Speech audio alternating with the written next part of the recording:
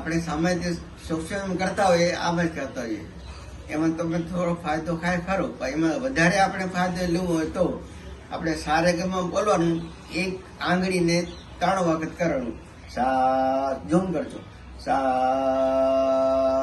રી ગ મ પ ધ ની સા સા સા સા સા. રાઈટ હેન્ડ, જમણા હાથમાં કિડની, લીવર, આંતરડા બધા ચાલશે. ડાબા હાથમાં હાર્ટ છે, तो किडनी, आंतड़ा और हार्ट का बधाने दबाए. ओम न म शिवाय. हम हमारे क्लास में हमेशा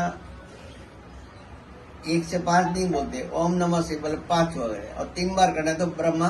फिर वापस खोली और उसको धीरे धीरे करके पीछे लेके जाइए.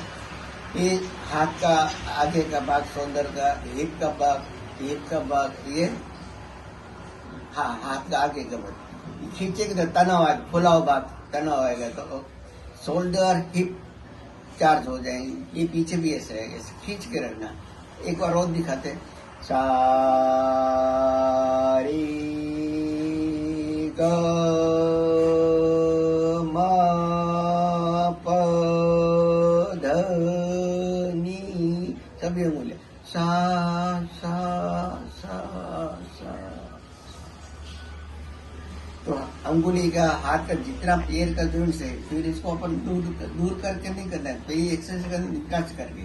ब्रह्मा विष्णु महेश, उल्टा. ब्रह्मा विष्णु महेश. अभी खास जॉइंट के लिए भी एक्सरसाइज दूसरी.